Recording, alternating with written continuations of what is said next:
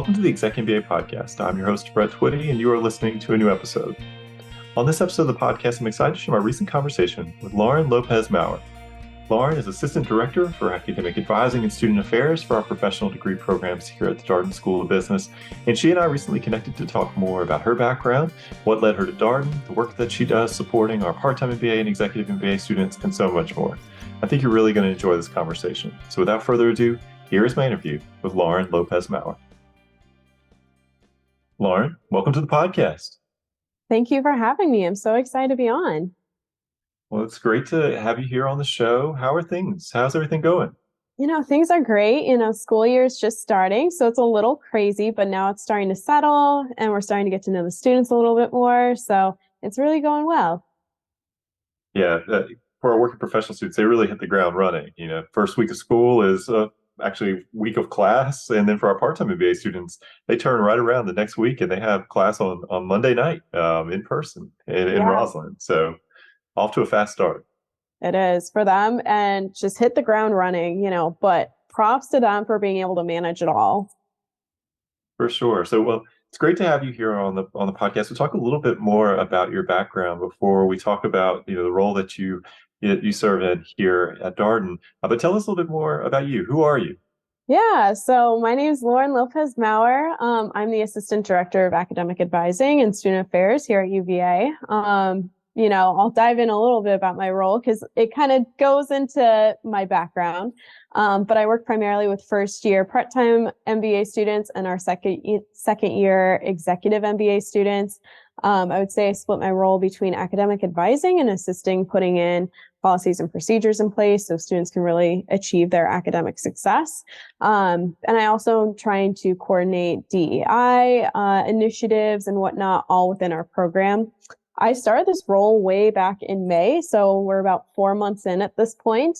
Prior to that, I came from the University of Michigan, so I'm a proud alum from there. But I used to work in a variety of positions in college athletics and even in the Ross School of Business. Kind of been all over the place. But business is where I started way back when I was an undergrad, and it just seems to have followed me all the way here, and it seems to be my home now. But in my free time, I enjoy cooking, hiking, riding horses, and I can't forget watching any Michigan sports and cheering on my previous student athletes. Yeah, obviously, if you're a Michigan alum, that's big season here, a fall football season. It is. I am preparing to go to a watch party on Saturday, so that way I can cheer on my boys. Awesome. Well, what attracted you to this opportunity here at Darden? Yeah. So when I was job searching, I think one of the things that I was really struggling with was finding a job where I wasn't going to be just an academic advisor or just doing program initiatives. I really wanted a balance because I have interests all over the place. And so when I saw this job, it was really enticing because I was like, I get to do a little bit of everything. I get to have my hand in a lot of buckets, and every day I could just see being different. And it also seemed to fit my qualifications and interests. And then what really sold me was when I started the interview process and when I got to meet the assistant dean, Sherry Watson, as well as the rest of the team. That's what really sold and me to Darden. Was like, that's the place I want to work because everybody just seemed so great and they really just want to provide an exceptional experience for students as well as their staff members and people that they work with. And so that's really what brought me to Darden, was just the fact that it encompassed everything in a role that I wanted as well as a positive work environment. And it's early days, but how are things going? Things are going really well. It's now that we finally have our summer passed, and again, we're diving into the fall. It's great to finally see more students on site, especially with our second year part-time students. The room, the Potomac River room seems a little bit fuller at dinner time. But it's great being able to curate these relationships. And it seems like I've done some meaningful work, especially on the DEI side of things here in our program. Yeah, it's exciting to now have two classes of part-time MBA students. People ask us all the time about the program, and yes, it's a new program, but it's also built kind of on the back of the experience that we've had delivering our executive MBA program and MSBA programs here in the DC area. And so now we have two classes, and oftentimes they are at Sands Family Grounds at the same time for their in-person evening classes, and it's great to be able to make those connections between those cohorts. Yeah, absolutely. It's one of those things. I mean, it's essentially a similar experience for all cohorts, whether it's residential, executive, or part-time students, but it's just in a different format that works best for whatever our students are looking for in order to grow their career, do the career change, or just continue their lifelong learning. And what do you enjoy about working with working professional students? Obviously, part-time students, executive MBA students, they're doing a lot in addition to school, right? They got very full lives, they have jobs, and by the way, they're also doing school here at Darden. What do you enjoy about helping and supporting this population?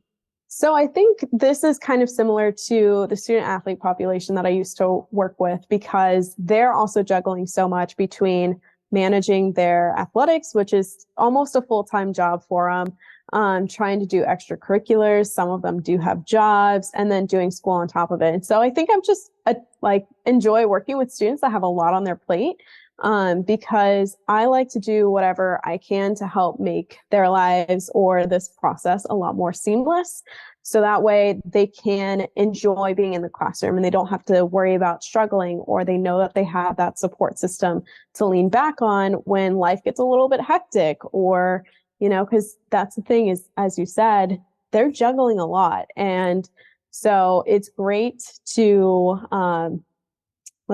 be able to just be that support system for them and whatnot. And I think the interesting thing is they're trying to do so much in their lives, whether it's growing professionally or just growing academically.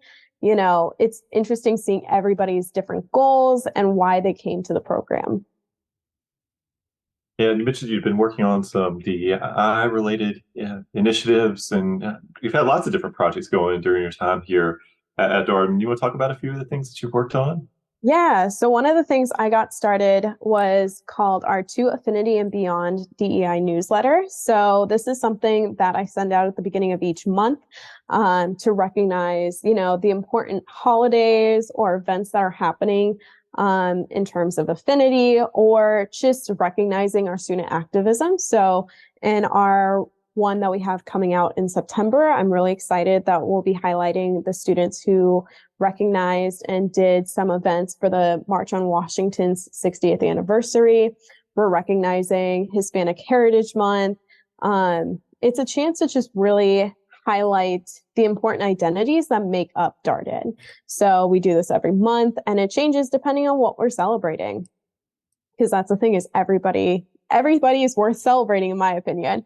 So that's one thing. Another thing that I initiated was our 2023 Pride panel. So we had an array of people, a current student, a current professor, and then an alumni who are a part of the LGBTQ community come and join us for a conversation on, where have we come from in terms of the LGBTQ rights, where we at currently, and kind of what needs to be done and what can we do on a day-to-day basis, as well as kind of big picture things to really make sure we're being inclusive and whatnot, and bringing light to the current situation that's happening in the United States. So it's one of those things. Those are a few things, and I'm hoping to continue on with those events that are, really easy to do, but really can be impactful for people who are a part of the community, or just to enlighten people who may not have had as much experience or with that.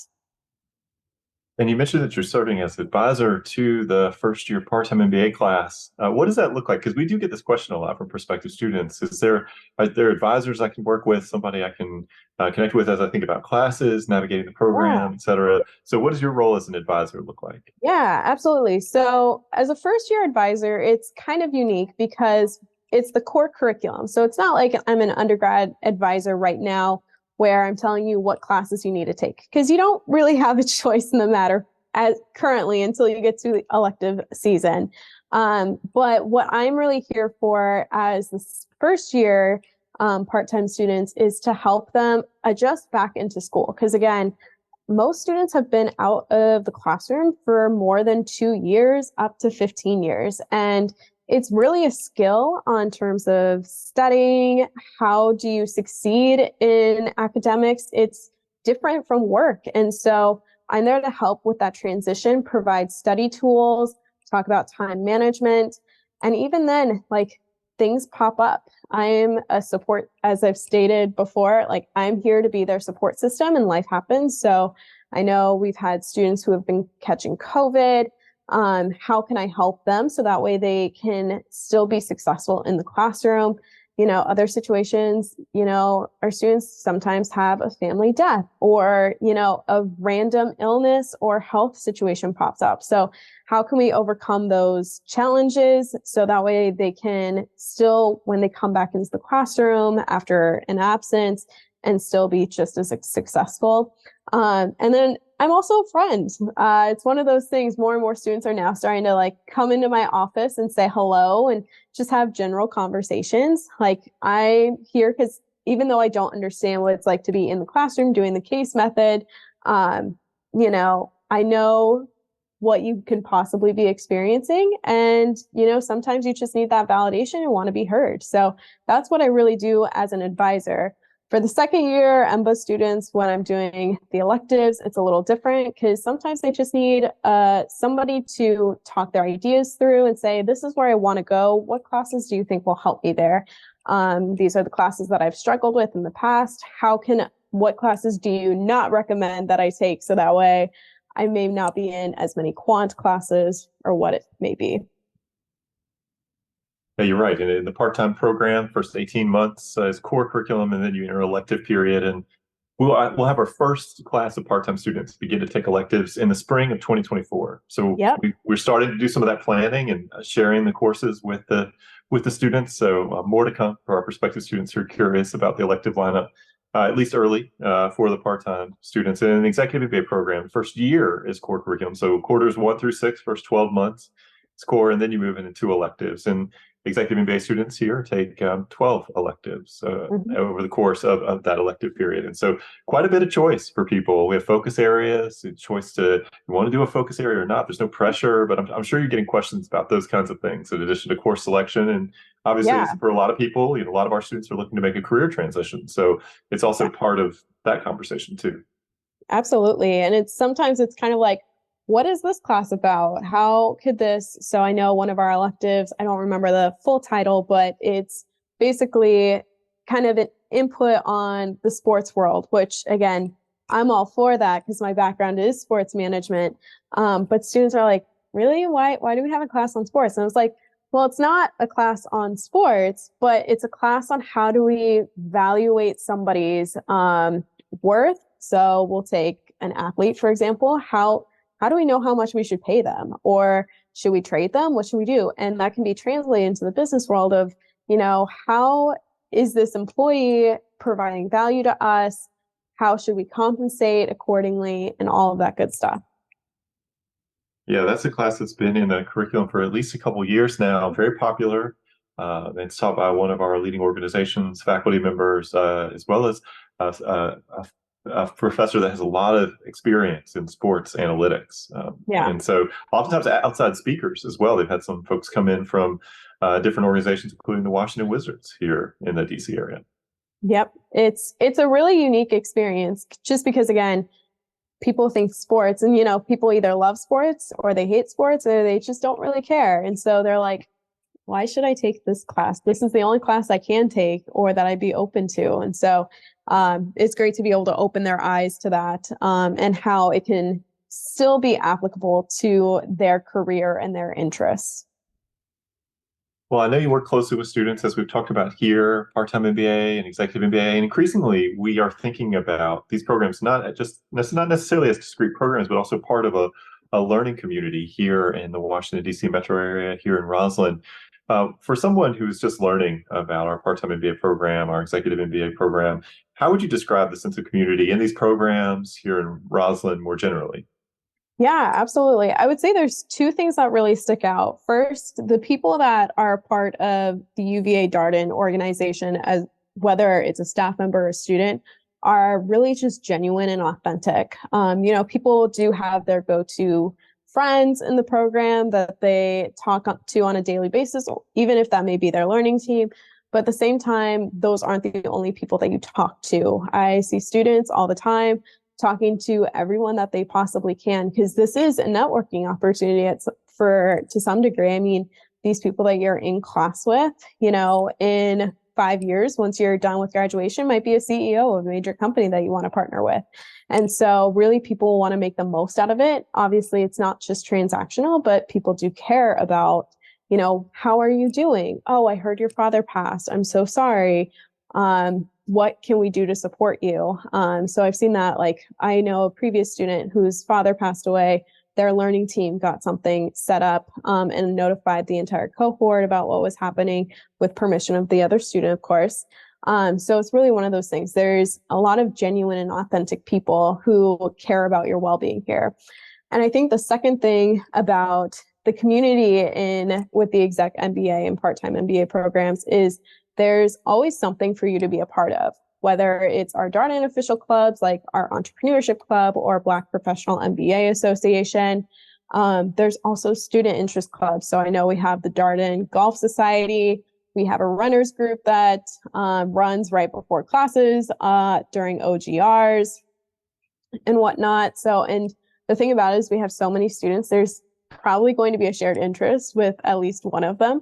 So if there isn't something currently, feel free to take the initiative and make a club or do whatever you want to really find some enjoyment with your peers. It's one of those things where, somebody will still be interested. Even if it's not their favorite thing, they'll still talk to you about it and whatnot. So it's really great to find something that aligns with everyone's interests and identities. There's something here for everybody. Yeah, I appreciate your talking through all of that, because I think oftentimes when people look at working professional MBA programs, they think they're going to have to give up that sense of community or the opportunity to be involved in clubs, organizations, or have a leadership role. And the reality with these programs is that you can do all of these things while you're here. It's really kind of a question of like, what is important to you? How do you want to manage your energy and your time? For some students, clubs and organizations are a big part of what they'd like to do while they're student. For other students, that may be less important to them. But to your point, it's kind of a choose your own adventure. And I think for most of our students, the other thing that I think of, like maybe the third part of this journey, is the career exploration piece. And most people are exploring a few different career paths, and so that's also a place where they're putting in time and energy in addition to class and some of these extracurricular activities. Yeah, absolutely. I mean, I think our part-time student association, as well as our executive student association, does a really great job of trying to, if they hold an event or do something, trying to be inclusive of everybody. Being cognizant that, some people might have some accessibility issues. Some people may have food allergies. Okay, what and where can we go that's going to encompass all of that? And it's like you said, again, we have our more of our career geared ones. So I know we have our consulting club. There's an investing club as well. So it's really an opportunity for you to have low stakes, but still grow your skills and dip your toes in. Is like, is this something I really want to do post graduation? So what are you looking forward to in the coming months as you think through, what's ahead for you? What's exciting? Yeah. So I think first is getting to know the incoming cohort a little bit more, getting some more face time with them. And just, we have 71 new students in addition to our, 66 from our first year cohort. So it's just really seeing how those two are going to blend together, since this is the first time there's been more than one part-time cohort. And then I think the second thing that I'm really excited for is for our second year part-time students to start that elective season and the process. It's one of those things, they're kind of our guinea pigs. We're going to have some faults. We're going to see what works and what doesn't. And we're going to make adjustments. But that's what I appreciate about the role, is just because we can identify if something doesn't work, and then we can take the steps to make those changes. And so that way it's a positive experience for everybody. Yeah, I think the program team's done such a good job working with the part-time students. I mean, this is the reality for all of our programs, though. I mean, but part-time in particular, as we've gotten started, really kind of listening to the student leaders, listening to the feedback from the cohort. I mean, you can't act upon every piece of feedback, but students have good feedback. They have ideas, suggestions. It makes sense. I do think the program team really does make an effort to incorporate that into their planning. Yeah, absolutely. That's one thing, again, that I kind of caught on during the interview process was we really want to listen. And this is kind of a new year for us as we're fully staffed and we have new people on our team. So this year for us as a program team is really a learning experience, especially with these part-time MBA programs, because they're still growing. We are trying to figure out what works and what doesn't. And so that's the really great thing is we're really try and understand where a student is coming from and see, okay, how can we potentially accommodate this? Is it possible? It's something that we consider. We may not be able to do everything. And again, like you said, we're not going to be able to make everybody happy, but I can say that we do our best to make something that works for the majority. The last question for you here, Lauren. I know you work very closely with students as an advisor and just generally as a member of the student affairs team. What's a piece of advice that you would share with our prospective student listeners, something you would encourage them to keep in mind as they go forth on their MBA journeys? Yeah, absolutely. So I'll say to be prepared for a lot of work, especially as you add this to your plate of already busy lives, and to be prepared for the high expectations that we have here at Darden. But in the same breath, it's okay. It's going to be overwhelming. That's natural. But we've created a support system here at Darden. So that way it does seem a little bit more manageable and, creating these opportunities where you can enjoy being here and being a part of this community. And I think the biggest thing to keep in mind is, juggling work, school, family. It's not all going to be forever. In a few years, you're not going to have school anymore and that'll be off your plate. So it's just kind of trying to keep in mind the end game and the end goal for what you're trying to do. And we'll be able to figure out a plan for what works for you and go from there. Yeah, I appreciate that. School is going to fly by in these programs. I know people think, oh gosh, 21 months or 33 months, or, part-time MBA could be as long as 48 months, depending upon how fast or slow you choose to complete your electives. I think sometimes people think, gosh, it's so much time. But the reality is you're going to be really busy while you go through it. So it's gonna move quickly. And the other thing is, what a tremendous privilege, opportunity just to be back in school, to be in a learning environment surrounded by 65, 130 people who are all sort of exploring, kind of asking these questions of themselves, developing, growing, advancing. I mean, that's a rare opportunity in this world. Yeah. That's, I think, the unique thing about working with graduate students and specifically with professional degree students is, there is a specific reason as to why you're coming back to school. And I think I can add that to another piece of advice that I have is trying to remember your why. Why are you doing this? And sometimes, again, it can be hard to lose sight of that, especially when you have so many things that going on, whether it is with personal stuff or academic or professional. But, remember that goal that you had here, whether it is to career change or you just want to develop greater skills or learn a little bit more about accounting or finance or any of the quantitative things. And just kind of centering yourself back to that will help you just be grateful that you're a part of the community and keep you motivated to keep going. Well, Lauren, thank you so much for taking some time out of your busy schedule to share your story and your advice with our prospective student listeners. Very excited to have another school year off and running here. We're going to be adding class visits for Part-Time MBA and Executive MBA in the coming weeks. Really do encourage people to come for that if you can. There's always an opportunity to have a meal with the students, to observe a class. What better way to experience the community, pick some students' brains, kind of hear their stories and perspectives, and also see what the case method looks like. That's invariably a new way of learning for almost all of our students. Yeah, absolutely. I mean, when I was an undergrad, I had a professor that was teaching case method similar to what our students are experiencing. But again, it's, case method, I would describe it as like a storytelling event where you kind of try and pick in pieces of what should you do, what should you not do, and whatnot. But yeah, it's such a rare opportunity that you can actually be a part of the community prior to joining, and you can actually see what it's like to be a part of Darden and really make the choice of if this is the right place for you or not.